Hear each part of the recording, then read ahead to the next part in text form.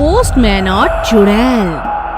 एक बार एक पोस्टमैन एक पार्सल देने एक घर पर पहुंचा। घर का दरवाजा खुला हुआ था तो वो सीधा अंदर जा पहुंचा। अंदर जाकर देखा तो वो घर महल जैसा खूबसूरत था। वो हैरान हो गया। अरे वाह, क्या बात है, इतना कीमती सामान और ऐसे ही खुला पड़ा है। जब वो एक कमरे में पहुंचा तो उसने देखा कि पलंग पर हीरे, जवाहरात, सोने के सिक्के पड़े हैं। लेकिन जैसे ही उसने अपना हाथ आगे बढ़ाने की कोशिश की, जोर से आवाज आई, ये क्या हो रहा है?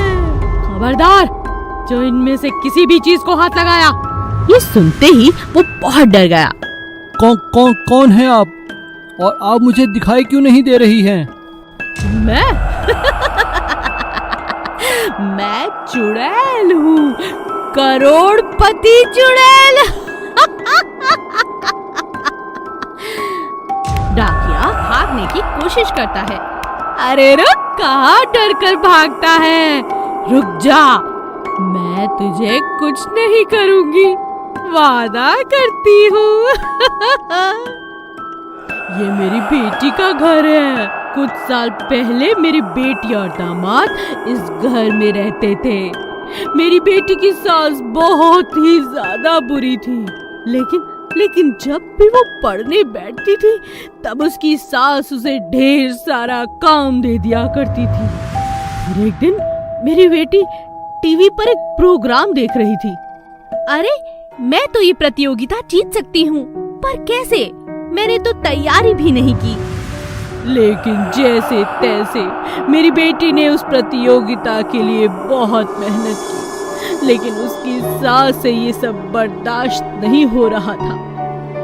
जिस दिन उसे अपनी प्रतियोगिता के लिए जाना था, उसकी सास ने उसके खाने में जहर मिला दिया। लेकिन वो खाना गलती से मैं खा गई और मैं मर गई। तुम बताओ, तुम यहाँ कैसे आए? ये चिट्ठी जरूर मेरी बेटी के लिए होगी, है ना? लाओ, मुझे दो। और ये लो, ये जेवरात तुम अपने घर ले जाओ। मैं करोड़पति चुड़ैल हूँ, किसी को खाली हाथ नहीं भेजती। डाकिया बहुत हैरान था। उसने चुपचाप वो जेवर लिए और वहाँ से वापस लौट आया। लेकिन अभी तक उसे यकीन नहीं हो रहा था। आज दिन में उसने एक करोड़पति चुड़ैल को जो देख लिया था। चीता चुड़ैल। एक गांव में लगातार लोगों को रात में कोई जानवर उठा कर ले जाया करता था, मगर कभी किसी ने किसी जानवर को गांव में आते हुए नहीं देखा था। एक सुंदर सी लड़की अक्सर गांव के छोटे बच्चों को पढ़ाने के लिए आती थी। वो देखने में बहुत सुंदर थी। उसे देख गांव के नौजवानों से पाने के सपने देखते थे। एक दिन सूरज ने हिम्मत कर उस लड़की का पीछा किया। वो लड़की गांव से छोटे बच्चों को पढ़ाने के बाद जंगल के रास्ते से अपने घर जा रही थी। रुको, सुनो, तुम्हारा नाम क्या है? क्या तुम मुझसे शादी करोगी? क्या शादी? तुम कौन हो?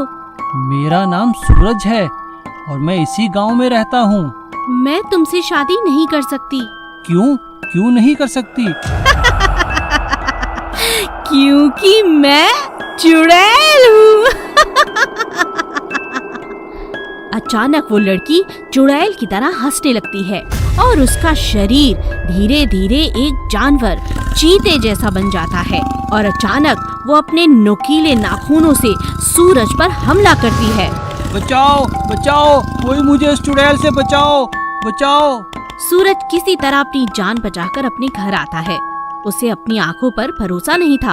उसने अपनी आंखों से खूबसूरत लड़की को पहले चुड़ैल और फिर चीता बनते हुए देखा था। अगले ही दिन वो लड़की सूरज के घर आ जाती है। कैसे हो तुम? मैं तैयार हूँ, मैं तुमसे शादी करना चाहती हूँ। सूरज उसके सामने एक शब्द भी नहीं कह पाया। चुड़ैल ने उसे डराया, धमकाया और उससे शादी कर ली। अब हर रात वो गांव में निकलती, पहले अपना रूप बदलती और फिर लोगों का शिकार करती। एक दिन रात में सूरज ने देखा, अच्छा, तो ये है जो गांव के लोगों को खाती है। मैं कैसे इसके जाल में फंस गया? मेरा जीवन तो बर्बाद हो गया इससे शादी करके। मुझे मुखिया से बात करनी होगी। सूरज किसी तरह हिम्मत जुटाकर सारी सच्चाई गांव के मुखिया को बताता है। मुखिया को सूरज की बात पर भरोसा नहीं होता, इसीलिए वो रात को छुपकर उसका पीछा करता है। इसका मतलब सूरज सही कह रहा था। सूरज और मुखिया मिलकर एक बहुत बड़े तांत्रिक को बुलाते हैं। तांत्रिक समझ जाता है कि ये कोई सुंदर लड़की नहीं, ये एक चीता चुड़ैल है। वो उसकी आत्मा को अपने वश में कर लेता है। पूजा पाठ और तंत्र की मदद से तांत्रिक उस चुड़ैल को अपने वश में कर लेता है। छोड़ो छोड़ो मुझे, तुम कौन हो, छोड़ दो, छोड़ो। सारे गांव वाले ये देखकर हैरान थे कि ये वही औरत थी जो कल तक बहुत सुंदर लड़की थी और फिर सूरज की दुल्हन बनी।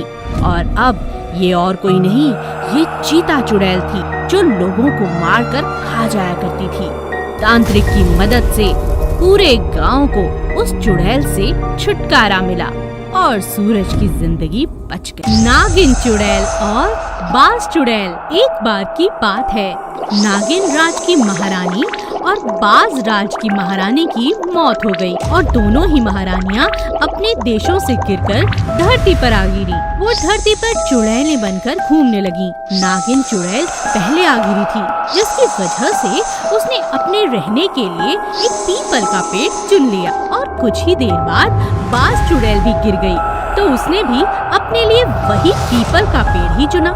जब बाज चुड़ैल वहाँ गिरी तो उसे नहीं पता था कि वहाँ एक और चुड़ैल पहले से रहती है।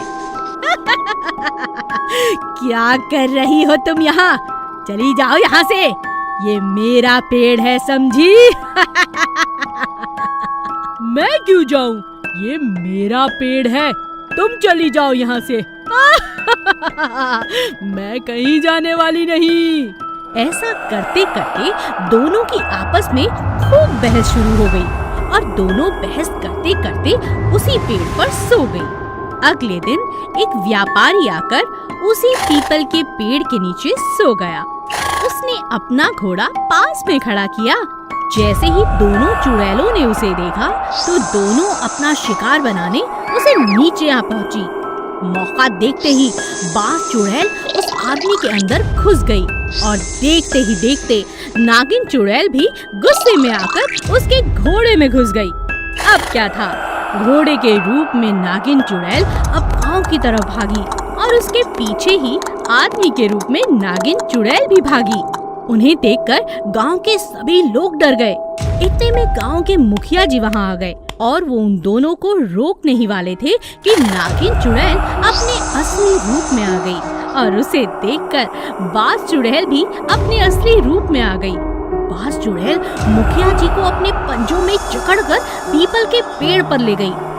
अरे अरे छोड़ो मुझे चुड़ैल, कहाँ लेके जा रही हो? और वहीं उनके पीछे पीछे नागिन चुड़ैल भी आ गई। तुम अपने आप को समझती क्या हो? ऐसा जहर फेंकूंगी तुम पर कि भस्म हो जाओगी। तुम क्या समझती हो, तुम्हें मैं छोड़ दूंगी? अपने नाखूनों से चीर कर रख दूंगी। हाँ। बाज चुड़ैल ने अपने नुकीले पंजे नागिन की आंख में मार दिए। नागिन चुड़ैल ने अपनी जहरीली जुबान से दांतों से उसे काट डाला।